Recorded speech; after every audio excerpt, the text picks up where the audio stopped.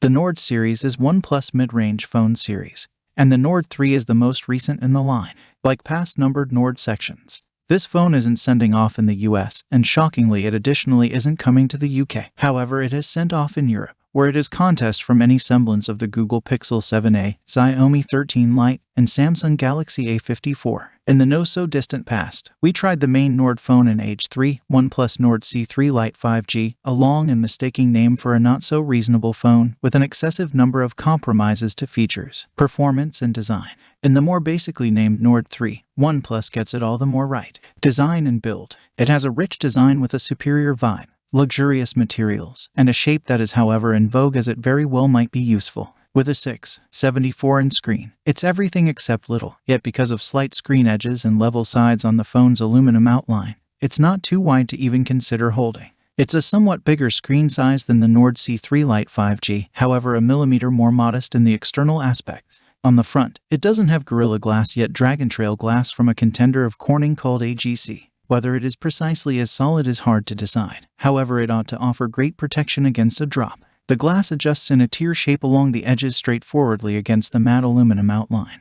And the back is likewise glass, for this situation Gorilla Glass 5 with a bended design towards the edges. The Nord 3 is accessible in two styles, with a matte dim dark back or a green polished finish, very much like the lead OnePlus 11. I'm a little frustrated that I can't get the more alluring green tone with the agreeable matte back. However, assuming that like the vast majority you put a protective case via phone, it doesn't make any difference. The Nord 3 has a power button and volume control on inverse sides of the cell phone. And at the highest point of the right side is OnePlus brand name slider that can rapidly change the phone to quiet or don't upset mode. It was absent from some past OnePlus models, so it's a welcome sight. Performance. The Dimensity 9000 chipset from MediaTek conveys performance that is generally identical to last year's top phones. It conveys measurements in accordance with Google's Pixel 7 mobiles, and with 16 GB of SLAM in the top model, I encountered basically no unevenness or slack, just while stacking huge applications, where it's somewhat more slow than the best of the most recent top-end mobile. Not good enough for a mid-range phone. With somewhat high illustrations, performance, and great cooling, it's an extraordinary phone for gaming. It runs the vast majority of the seriously requesting Android games at a high and smooth casing rate on its 180p screen, and it figures out how to keep the approach rate up for quite a while even at extremely high loads. Screen, 120Hz edge rate and up to 1Hz touch examining in the screen makes the reaction agreeably quick. The goal is a somewhat odd 1240 x 2772 pixels. It's not full OPTO innovation in the screen, but rather it changes recurrence in 5 fixed strides somewhere in the range of 40 and 120 Hz. In programmed mode, it's apparently consistent. Yet, it doesn't appear to be truly adept at keeping the recurrence low, as I get practically a similar battery duration then as when I physically run the phone in 120 Hz screen mode. The screen is an AMO LED with brilliant variety and high pinnacle splendor for bright days. 1450 nits is the expressed greatest splendor, and utilizing the phone outside is never a problem. With help for HDR10+, and the right testament for HDR content on Netflix and Prime Video, you can have an incredible film insight. Implicit sound system speakers provide nitty-gritty sound, particularly in the mid-range. Sadly, it needs a lot of force in the bass, so it very well may be a slender-sounding encounter. Dolby Atmos is empowered, and can't be turned off except if you plug in headphones. And regardless of which sound profile I pick, I never get any genuine completion in the sound. Cameras. On the back are two round camera pucks, which contain 3 cameras, a 50MP IMX890 sensor with optical picture adjustment in the upper one,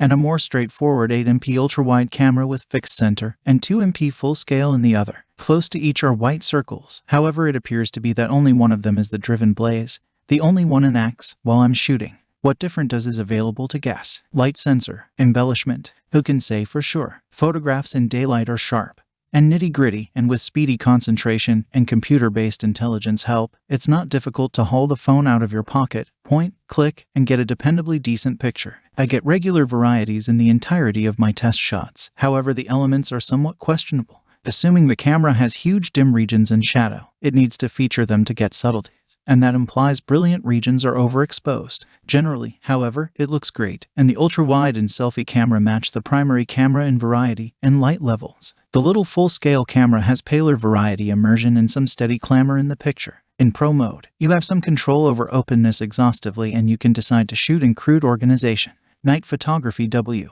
OnePlus is quick to accentuate how great the Nord 3 is around evening time photography. With its huge sensor, optical picture adjustment, and its own multi-openness innovation called Super Crude. So I went out into the area and attempted a few shots. The outcomes show that OnePlus isn't lying. You can get a ton of detail and subtlety with a sharp, nearly commotion-free picture. There's only one problem: it's excessively brilliant. Rather than giving me extraordinary varieties, it pushes the light remuneration as far as possible, so it unexpectedly seems as though I'm shooting in the afternoon as opposed to the late evening.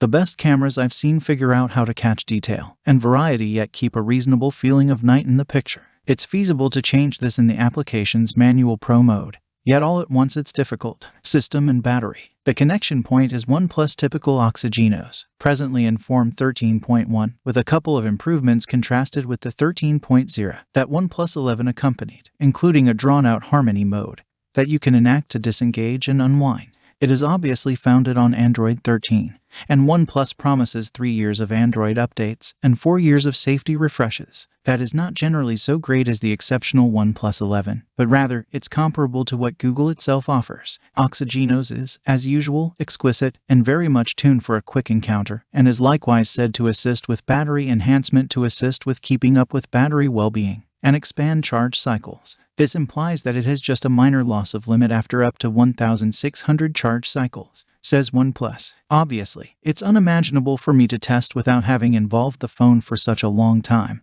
that you can never again get it and need to look at the Nord 6 or Nord 7 all things considered. A 5 mAh battery drives the phone and is enough for an entire day of dynamic use. The phone isn't very energy effective in certain circumstances, where others sparkle, for example, video real-time. However, you can in any case marathon watch a time of your show before the battery runs out. Brilliance and sound volume influence battery duration more than outline rate. Finally, please follow or subscribe to my channel to get more video. Thanks, and see you again next time.